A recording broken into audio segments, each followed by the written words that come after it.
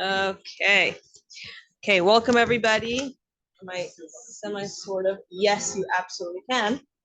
Let me turn this to me. Okay. So first and foremost, I want to say that today is a Farbrengen as part of the Systematic Avodah Initiative.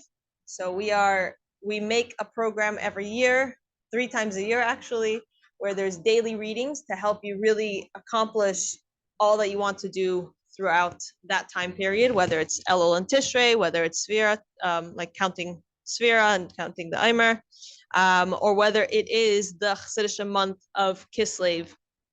So the way that it works is that for the Elul and Tishrei, everybody does a page of reading from this wonderful book called 60 Days by Rabbi Simon Jacobson.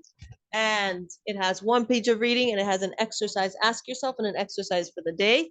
We also provide everybody with a Living Chassidus journal where you keep all your answers to the questions. Then you can use it as your personal journal. Nobody checks it. It's between you and Hashem. And as part of that program, we have Farbrengens every other week to get inspiration, to keep the group going, to really boost up the program. And as part of that, we also entice your Nefesh Bahamas a little bit. So for everyone that did their reading and their at least one journal a week, you get 2 incredible prizes this week.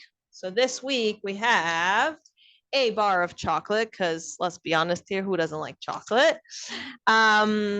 And we also have a Living Chassidus made writing to the Rebbe card. This is the size of a credit card, and you can put it in your wallet, you can put it on the back of your phone, and it gives you all the prompts of how to write to the Rebbe. So there's a pan, there's a michtav, and there's a duch, and you have all the prompts on there, how you get it started. I know many times people are asking, I'm about to write this type of letter, what do I write on the top? So now you have it in your wallet or in the back of your phone, always easily available for you to write to the Rebbe. With that, we want to encourage everybody that's here. We have a duch. We always last year we took a achlata to make a duch at our event. So if you can please sign your name. I'll pass that here for a second. And I want to congratulate our wonderful winners, or the people that earned their prize. Rachel Chana Tahir. Am I saying it correctly? She here? Tahir? Okay, great. Yosefa Wood Eisenberg, Shelby. Oh no, my phone broke yesterday, so I may have lost people's married names. So give me a second. Aronson, that's her married name. Okay, a lot of people went back to their single name. Sima Dashevsky, Esther Citrin, Gula Notek, Ruta Cohen, Brachi, Mishalovin, and Ariella Zuckerman. Great. Did I miss anyone? Oh, Ita Gravich. Yes. Yes, Tamar Flamer. See, and your sister. And if anybody else did, and if I missed you, I apologize. Yes, I said Ruta. Okay. With that, I want to congratulate you guys. Can come pick up your prize after the Farbrengen, and we have the great schus tonight to have one of our favorite speakers here at Living Chassidus. I don't think there's been a single SAI Elul and Tishrei where we haven't had the amazing opportunity to hear from Rabbi Glick. We're just, yeah. So if you don't know yet about him, he is a famous rabbi. He's the first Facebook rabbi, if I understand correctly. Probably the favorite Facebook rabbi, we'll put it that way. And now he does programming as part of, what's your... my Judaism. I mean, it's basically just Rabbi Yisroel Glick. Okay, awesome. So you can follow him, follow his videos. They're on YouTube and other social media. YouTube, Facebook, Instagram. So he's the bomb, and we love it. Thank you so much. Thank you. I can put it in. Okay, so we know that Elul is Rosh Tevis Ani Ladodi Vadodi Li, which means Ani Ladodi, I am to my beloved, Vadodi Li, my beloved is to me, which represents 2 phases or directions of movement, both in our relationship with Hashem. Ani l'doidi, the first is a movement from us towards Hashem, and then v'doidi li is Hashem back towards us. In general, Chassidus talks a lot about the fact that Elul, the first part is Elul preparation, that's Ani l'doidi, that's where we have to take the initiative. And then v'doidi li is Rosh Hashanah, Yom Kippur, and it's inspiring, and that's where the movement comes back to us. That's Hashem inspiring us, etc. As opposed to Chodesh Elul, where it's all on us. Now, the question becomes, what about the king is in the field? If the king is in the field, that sounds a bit like it's v'doidi li. That sounds like in Chodesh Elul, there's this big initiative on Hashem's part. The truth is that there's a lot of what most of us probably think of when we hear about the king in the field, and what most of us have probably thought of and understood as being the king in the field when we've heard it every Elul since we're 2 years old, for those of us who've had the opportunity to hear about it for that long. It's not necessarily quite what the Alter Rebbe is using the mashal for. Right? And the question also is, the king is in the field, Hashem is available and accessible. When is the king not in the field?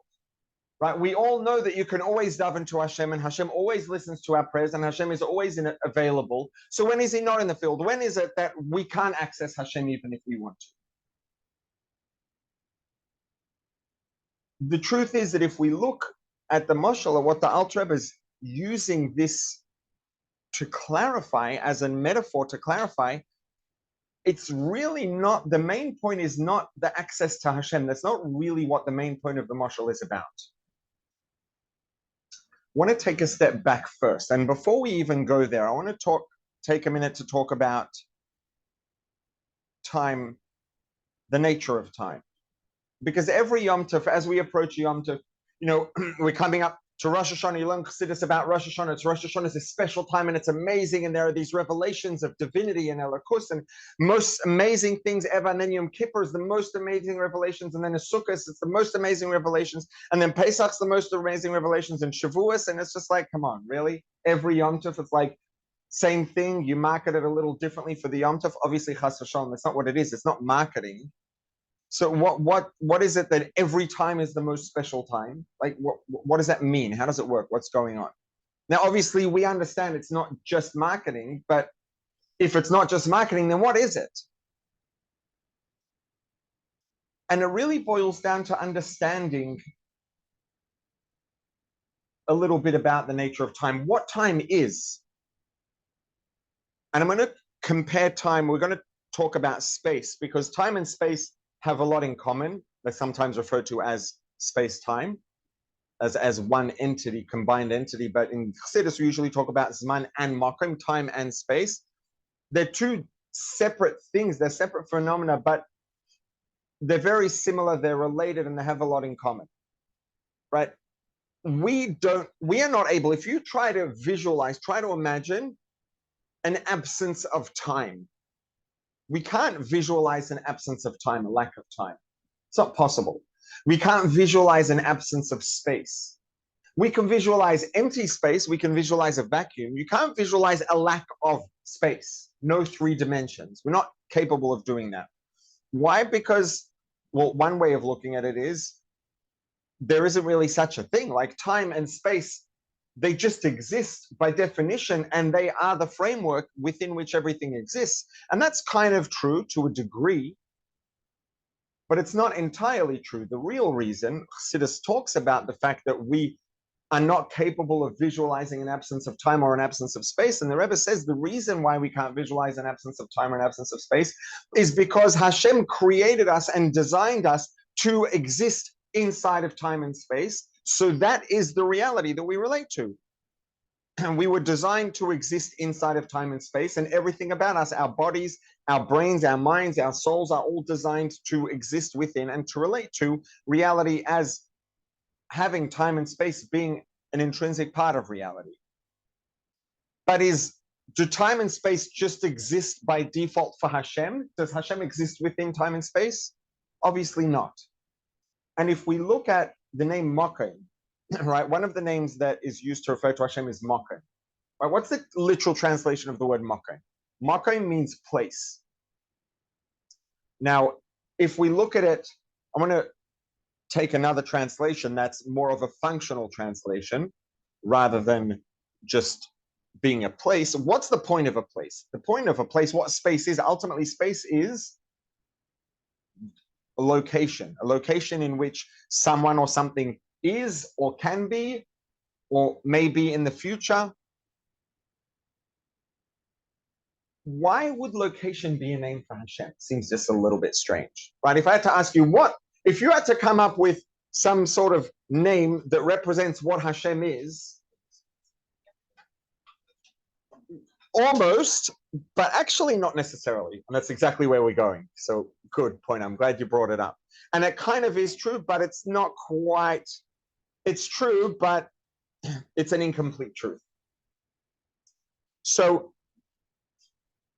if let's say that we had and you know what, I should have done this as a thought experiment. Before starting this conversation, we should have gone around the table and asked everyone to, if you had to pick something as a name or a metaphor for Hashem, what would it be? I would bet $100 no one's going to say location, unless they've heard me do this bit before. So why is it? Now, obviously, if Hashem is called Makom, it does make sense, and there is a reason. What's the reason, and how does that make sense?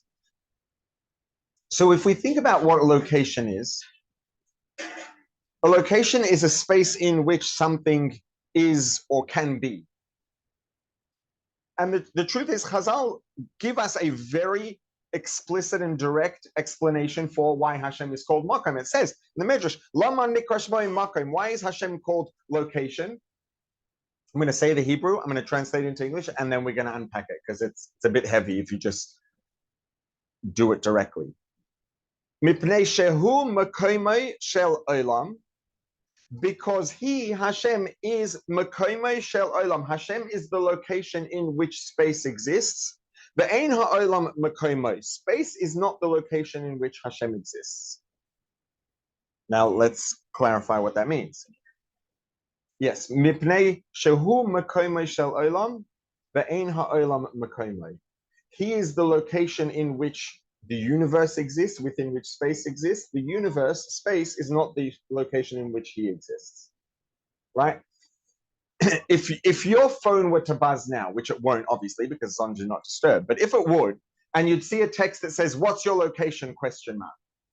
There are a lot of correct responses you could use for that. We're in the basement of 750 online, where we could give the address of where we are. We could say we're in Crown Heights. That's accurate. Crown Heights is our location. Brooklyn is our location. New York City is our location. New York State's our location. United States of America is our location. North America, Northern Hemisphere, planet Earth, Milky Way galaxy, the universe, space. All of those things are our location right now. But they're not all equal.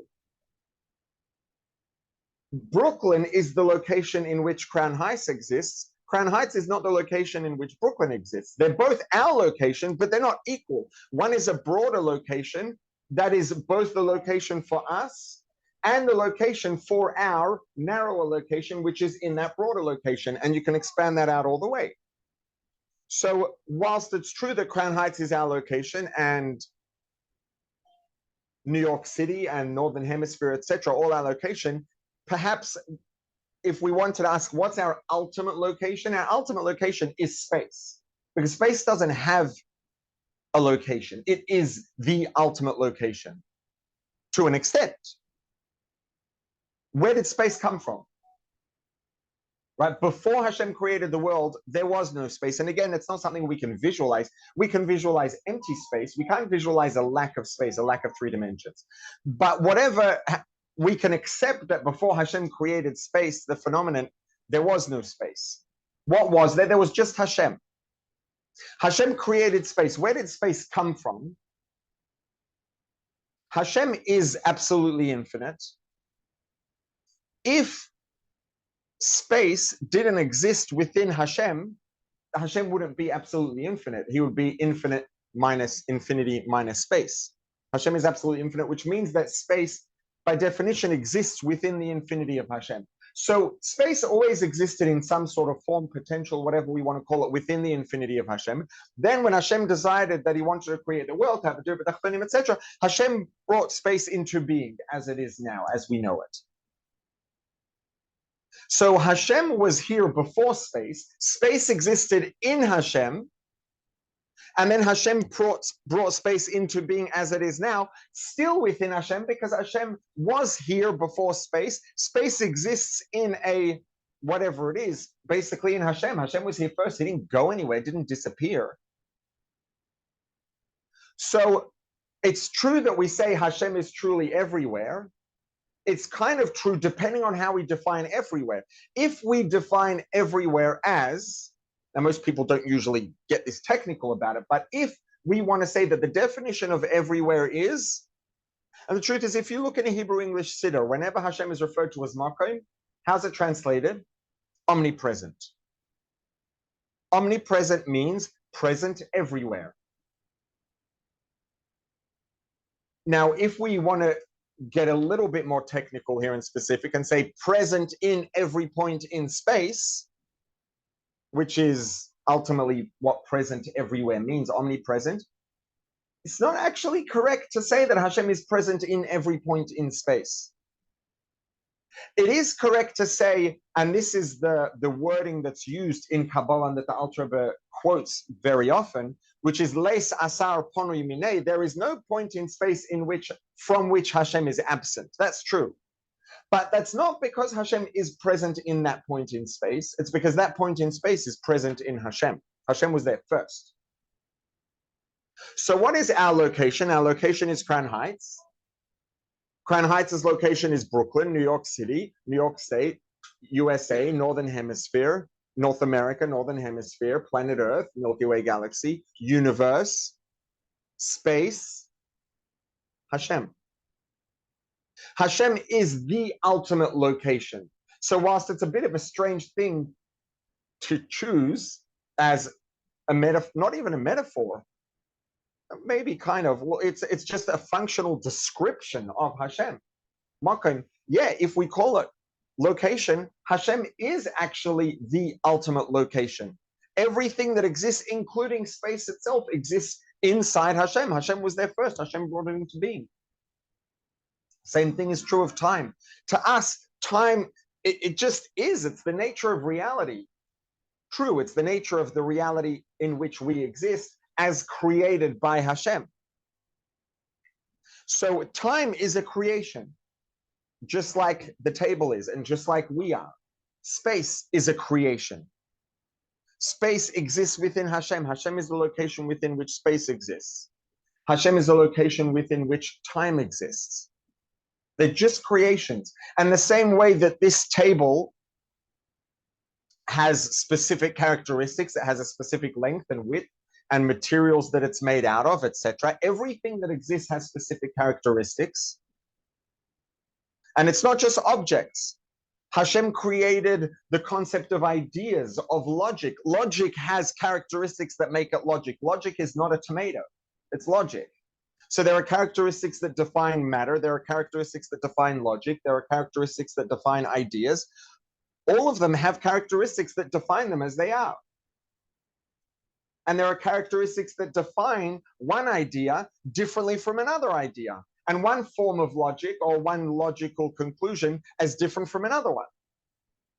And there are characteristics that define nature that define time as opposed to space. And there are characteristics that define one point in space as opposed to another point in space. Right? This pen is here. It's not here. It's not here because this point in space is a different point in space to this one. This one's here and this one's here. There are characteristics that define them as different. There are characteristics that define all of time as different to space, and there are characteristics that define each point in time as different to each other point in time. Why does the Torah tell us to behave one way during the week and one way on Shabbos? Because the nature of the time that makes up Shabbos is different to the nature of time that makes up a weekday. And so the way that's appropriate to behave in the time of Shabbos is different to the way that's appropriate to behave in the time during the week. You want to make the most of a moment in time, the more we know about the specific characteristics of that time, of that moment in time and its nature, the better equipped we're going to be to make the most of it. And so every time we approach Yom Tov, and it's not just Yom Tov, Chassidus talks about weekdays versus Shabbos, and even Sundays versus Mondays versus Tuesdays, etc. Obviously, that's more specific within a category, but it's true. It's still a real thing, and there are characteristics that separate each hour of the day from each other, and the minutes, and the seconds, and the moments. But certainly weekdays from Shabbos, as we approach Shabbos, as we approach a Yom Tov,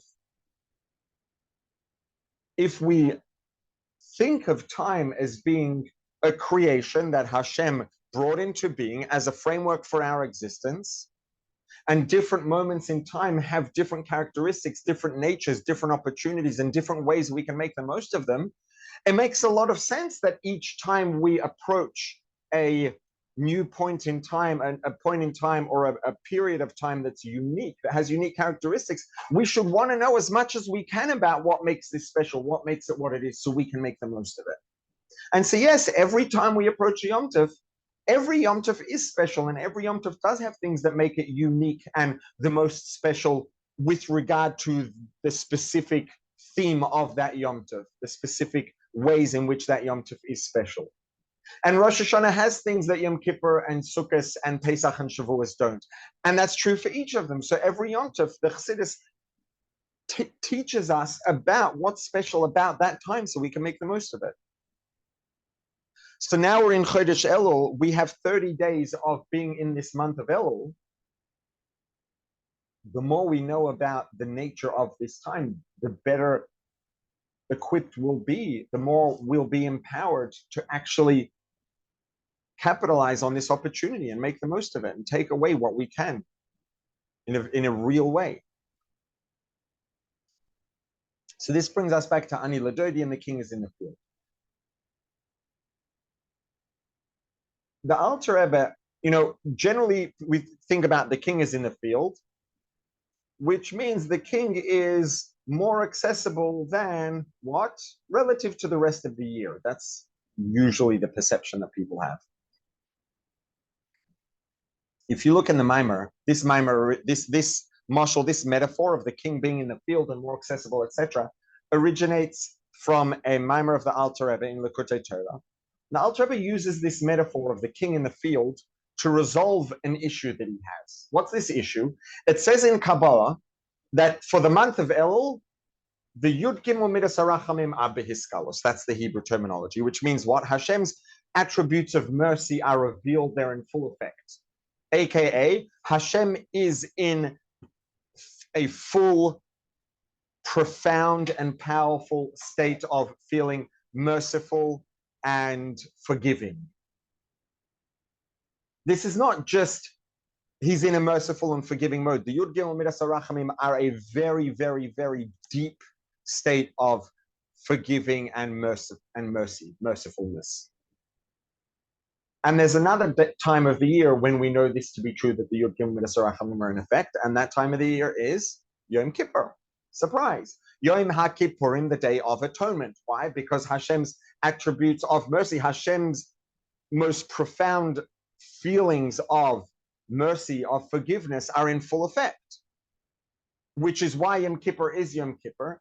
And that brings along with it all the other things, the fasting, the not wearing leather shoes, etc. All these things are in place because of that. So Alter Rebbe says, I got a klotz kasha for you. We have now these attributes of mercy of Hashem the whole month of Elul, just like Yom Kippur, amazing. But hang on, why doesn't Elul look like Yom Kippur? Why aren't we fasting for a whole month? Why don't we not wear leather shoes for a whole month? Now, obviously, pragmatically, we couldn't fast for a month, but that's a side detail. We figure it out or whatever. That's not the reason why we don't, because we also we could not wear leather shoes for a month and we'd survive, especially today. So why is that not a thing? Why if Elul has the same state of mercy and forgiving from Hashem that is in effect on Yom Kippur, why does Elul look so different? And this is where the Alter Rebbe brings this metaphor of the king in the field, the king outside of the palace, right? Imagine someone has something they need desperately, right? And we're talking about once upon a time kings, not, King of England today. It's basically a figurehead. But a king once upon a time, kings had, within the boundaries of nature, kings had complete and total power, authority, and control. They had complete and total control over all the resources, everything, the laws. They had the power to do anything they wanted to anyone, to let anyone off the hook, to grant anything to anyone that was within, the boundaries of nature. Kings could do anything, more or less. If there's something that someone wanted, the king was a pretty good bet if you could find a way to get through. The issue is that everybody wants to get hold of the king, and the king, assuming the king, let's say, is a real good, genuine king who actually cares about his, sees his role as a responsibility more than a source of power. Even a king who really does care about every single person who lives under his leadership, it's got a lot of things to do, a lot of responsibilities, a lot of things to take care of, a lot of things to oversee. You can't just sit around and chat with everybody who wants something. It's hard to get to see the king. Why? Because the king is low in supply and high in demand. It's very simple. It's basic, almost physics. You want to get in to see the king. If you're lucky enough to know someone who knows someone who knows someone who knows someone who knows the person who manages the king's calendar, maybe you can get an appointment in 3 years. Now, just imagine someone finally gets that appointment and, the day approaches and they start getting very nervous and excited and they've been waiting 3 years for this. Or try to think about what the experience would be like. And it's not as, maybe the impact might not be quite as strong today for a number of reasons. On both ends, things have come closer together. But, Baruch Hashem, we're in a time where we have, everybody is in a state of relative abundance, etc. But even today, if you would go into the palaces of the kings of old, they're unimaginably ornate and beautiful places, enormous. And imagine someone from a village back in the day who, lived in a place where there were a few huts with thatched roofs, and that was the community that they'd ever been exposed to. And then they get this appointment with the king and they turn up. They come to the gates at the front of the palace courtyard, and they've never seen gates this big. These gates are as big as their whole village. And that just the amount of gold just in the gates is more than they imagined existed in the world. And they come and there's a dozen guards at the gates, and they just can't even believe it. And they give their name, and the person managing the gate looks up and sees their names on the list and ushers them in. They come in and they're walking through the courtyard, and just the beauty, the plants, the way things are organized and coordinated. It just, they can't even believe that such beauty exists, and they're already feeling overwhelmed. Then they get to the actual palace, and now imagine they thought that the gates of the courtyard were big and ornate and beautiful. Imagine when they get to the doors of the actual palace and they walk in, and they're inside the palace, and it just, they've never would have imagined that such ornateness and beauty could even exist. And then they go, through the next doors, and as they go deeper and deeper into the palace, they just become more and more in awe of what they see, and more completely overwhelmed. And it gets very dramatic, and there are more and more guards, and the security increases and the beauty increases, and eventually they get into the throne room where the king's actually sitting. It's very possible by the time they get there, they're so overwhelmed and overcome with the drama and excitement of everything, they don't even remember what they wanted in the first place. Now, contrast that with one day the king says, you know what, it's getting a lot. I need to catch my breath. I need some downtime. I need to let my nerves settle a little. I need to go out in some greenery and some open space. And so he dresses down, he dresses incognito in just a pair of pants and a shirt like any random person would wear. And he tells his guards, keep your distance. I don't want anyone to know who I am. They got to keep him safe, but don't make it too obvious. And he's going for a walk in the park, a walk in the field.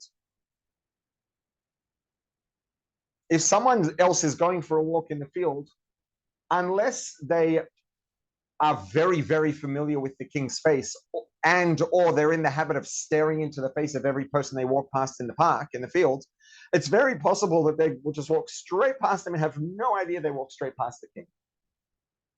Now imagine this for a second. Think about this person who works so hard and get one connection, another connection, hooks up 12 stages of connections just to get an appointment to see the king in 3 years. And 2 months later, they've got 2 years and 10 months to go until their appointment. And they're going for a walk in the park. And the king happens to be going for a walk for downtime, and they walk straight past the king and have no idea they just walked past it. The king's in the field. He's not wearing his crown. He's not wearing his robes. He's not surrounded by any drama or excitement or any of this external stuff. Does he have any less capacity or power or authority or control to grant this person what they want? No. His authority is not in his clothes, it's in him. Now think about, just imagine it's something really important that this person wanted, needed, something that's going to change their life. Think about the magnitude of this lost opportunity, the chaval.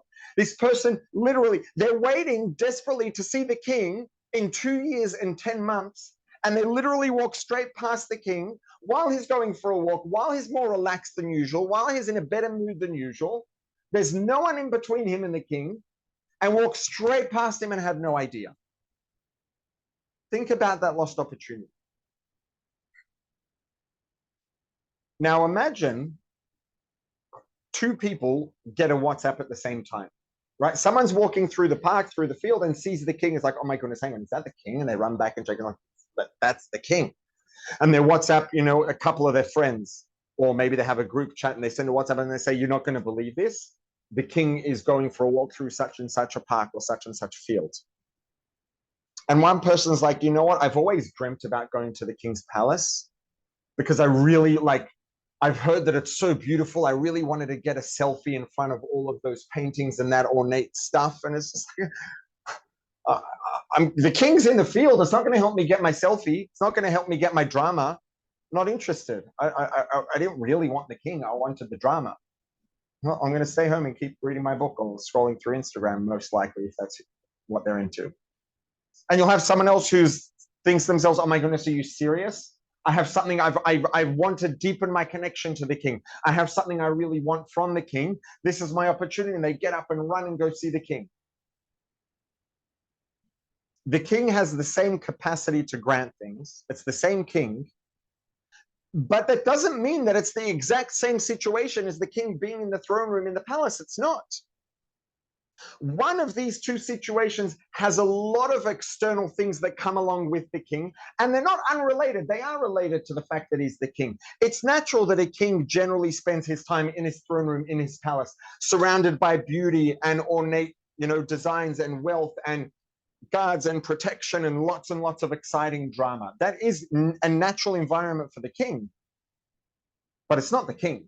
That's the environment in which the king is generally naturally found. The king himself is something completely separate from that. Anyone who gets to the king after going through all the guards and the courtyard and all of these rooms and everything, by the time they get to the king, they may be very inspired and overwhelmed, not actually because of the king, but because of all the drama around the king that's built them up and got them so excited and inspired. By the time they get to the king, they're flying on this inspiration that's actually not inspiration related to the king himself at all. It's related to all of the external things that surround the king. When we're in Shul on Yom Kippur, there are a lot of things that are related to the fact that Hashem is in a merciful mode, that Hashem's Yud Gimel Midas HaRachamim, Hashem's most profound and powerful sense of mercy and forgiveness is in full effect.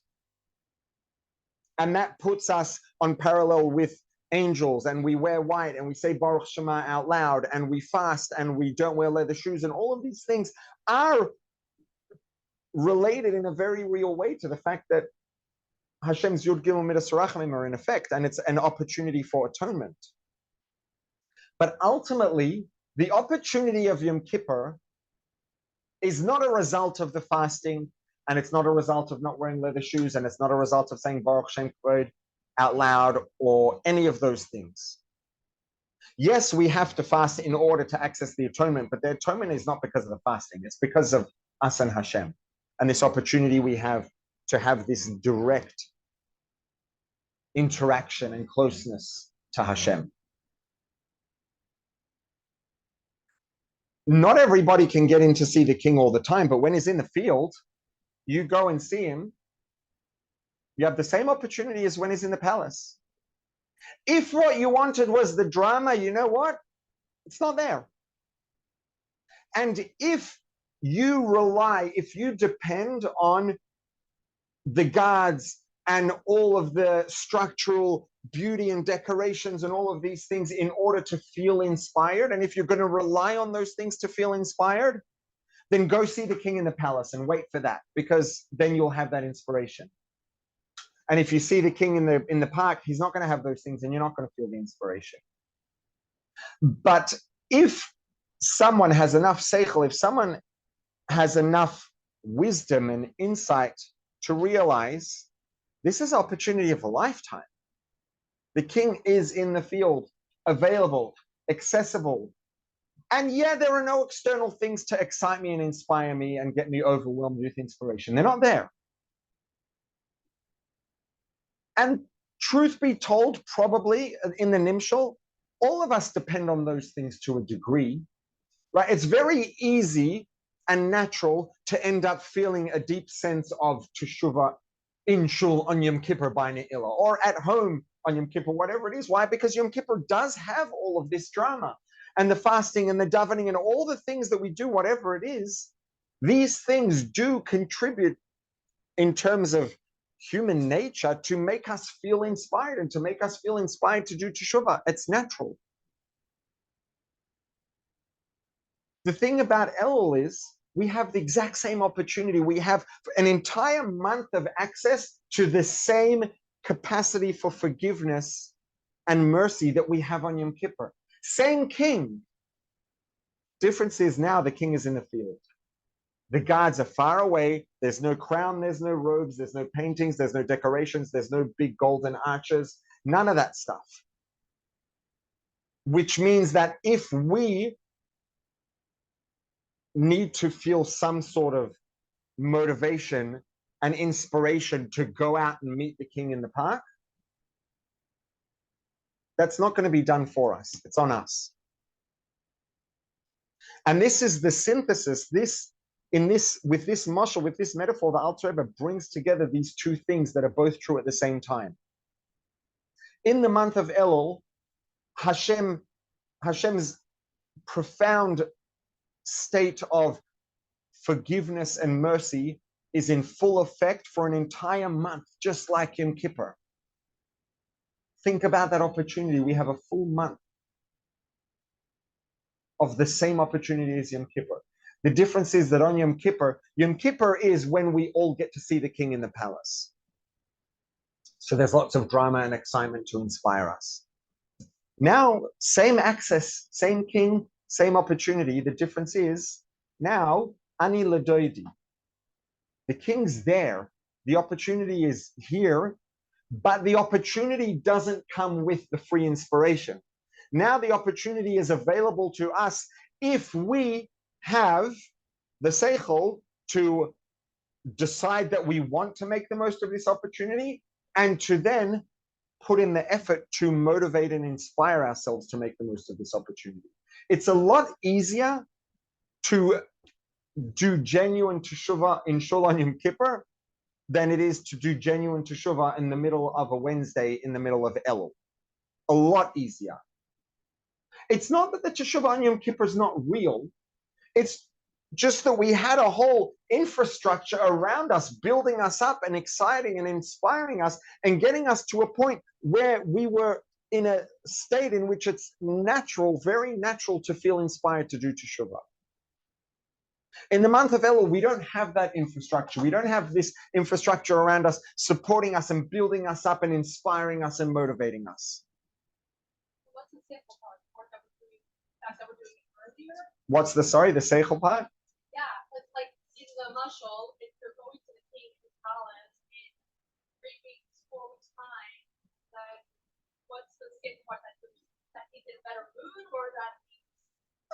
that it's quicker? Because the fact that it's all dramatic, like what's wrong with that? Okay, good. Okay, good question. So depending on how deep a place that question is coming from, because we could peel back many layers to that question. But ultimately, because on one hand, let's say once we get to Yom Kippur, we're at Yom Kippur and Elul's already in the past, so we're here now, right? So what's the big deal, right? Is that more or less your question? Like, okay, so Yom Kippur's coming, like we'll have it on Yom Kippur.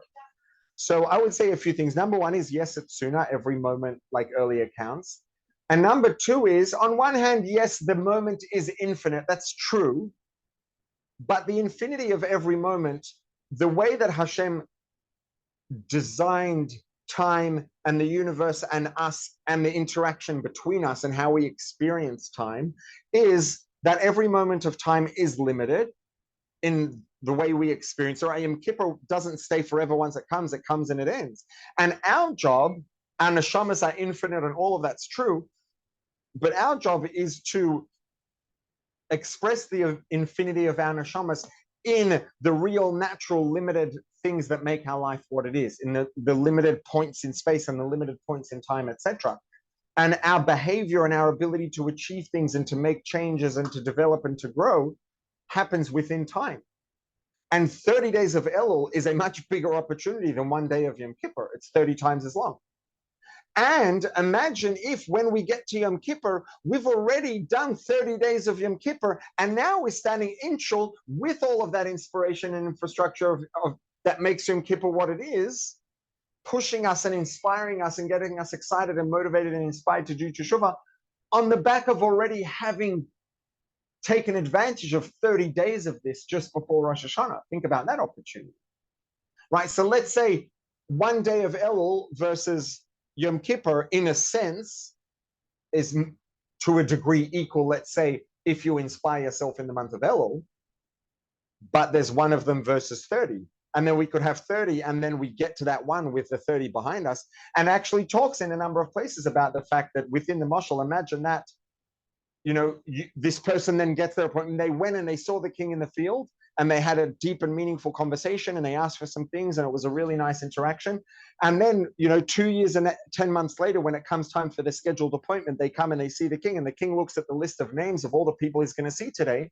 And then he sees that person's name, and it's like, I remember you. You came to see me when I was in the field where there was no drama, and you weren't going to get a selfie in my palace, and you still showed up. You come to the front of the line. So when we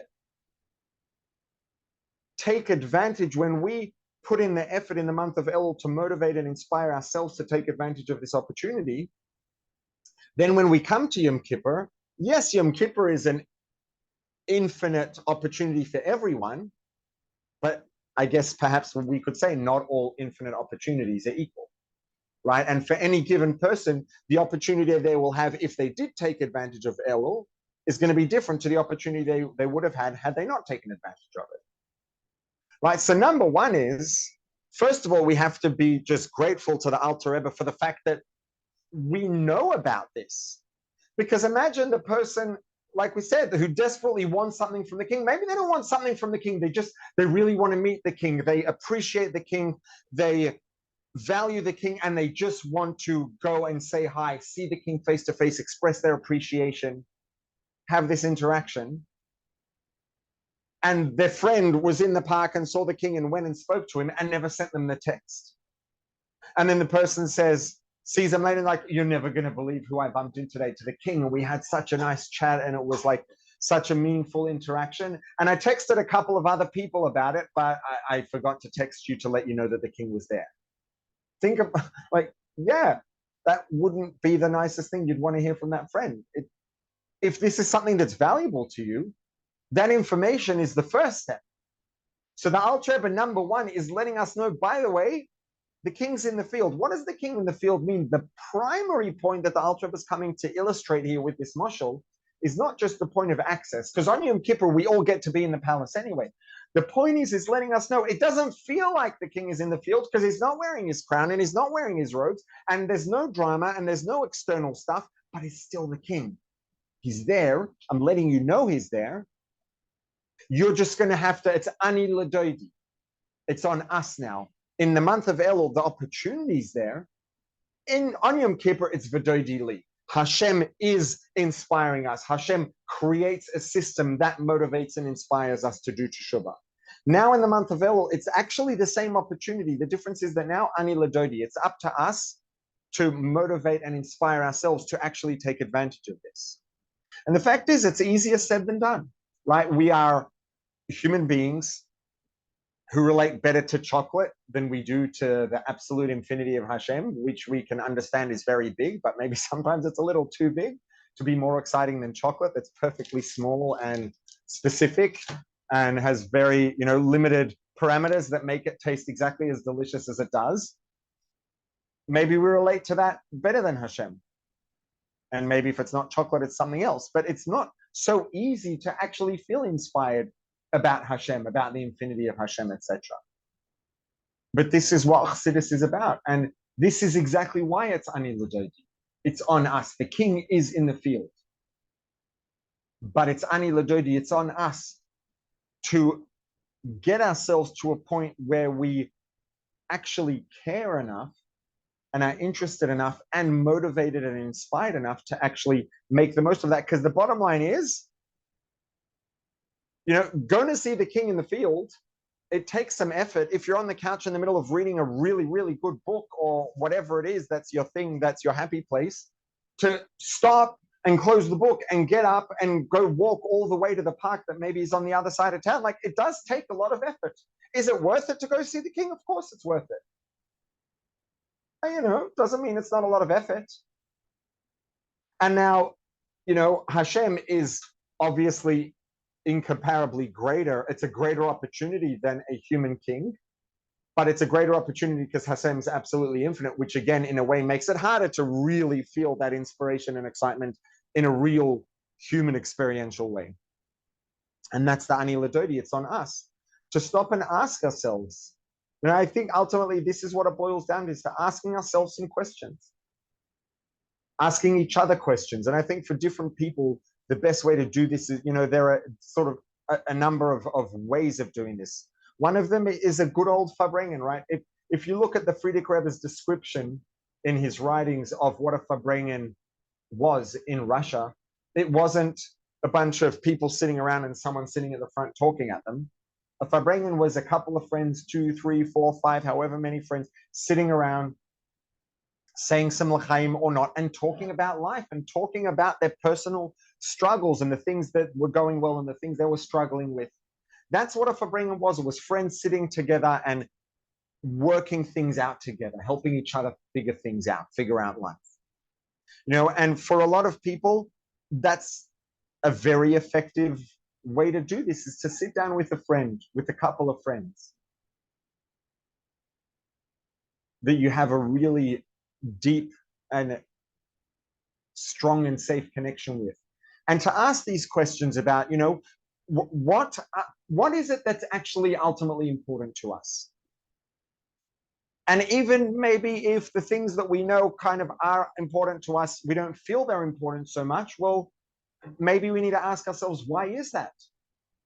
Are there things about the way we go about our day that are getting in the way of us feeling what we want to feel, of feeling the motivations and the priorities that we know up here are really true for us?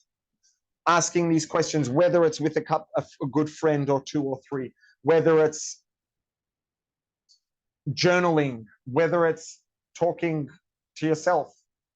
I confess I'm a very big talker to myself. I worked in a bakery for 5 years and I did the midnight shift for quite a while by myself. And they say that talking to yourself is the first sign of insanity, but if I didn't talk to myself then, I would be a lot more insane.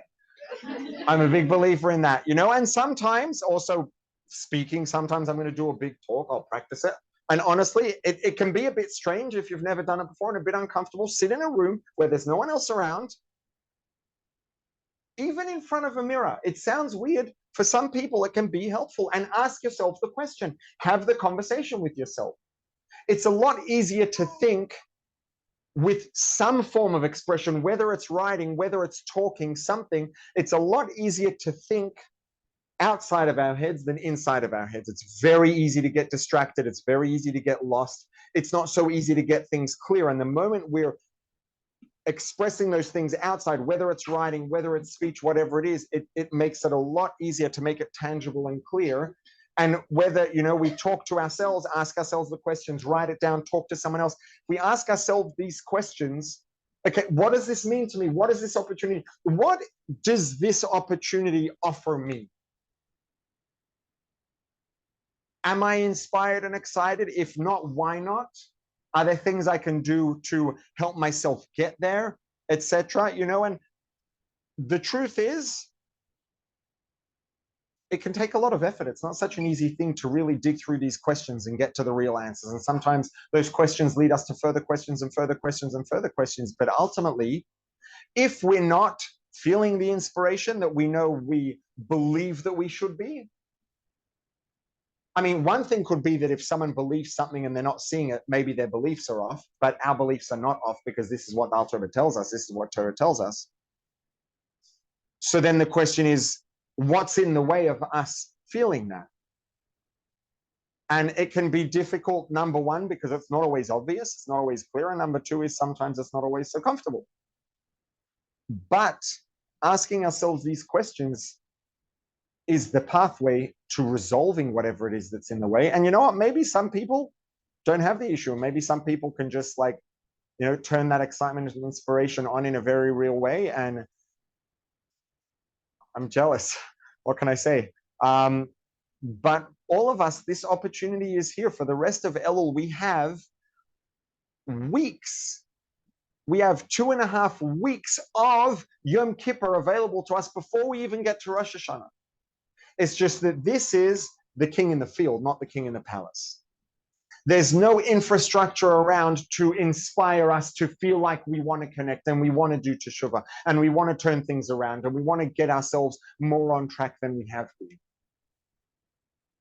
I don't want to say back on track because it's not binary. It's not either or. All of us are very much on track, but could be more on track.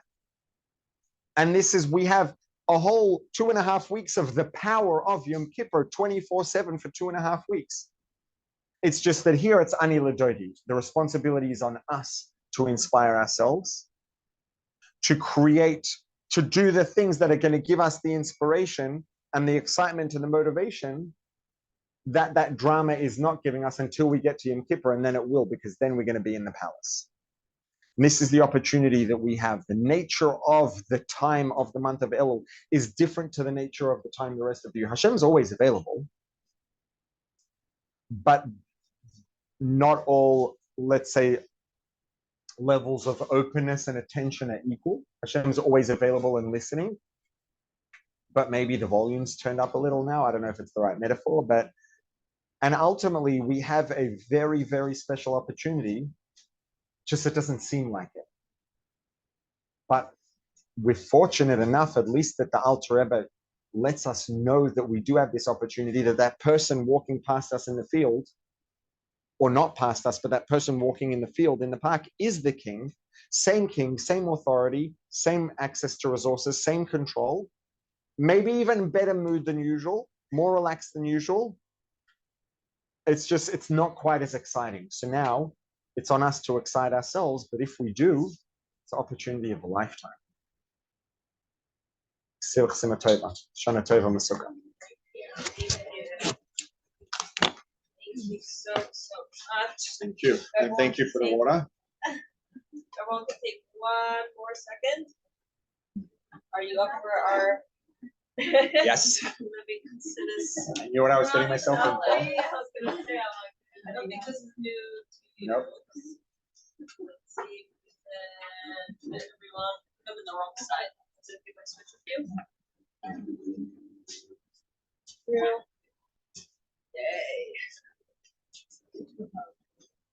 There we go. That's the right side. Everybody can say hi. 1, 2, 3. 1, 2, 3. Yay. Thank you so much. Thank you, everybody. As is Hashem, yes, thank you. We will have our next SAI for rain, not this coming Wednesday, but the Wednesday after that.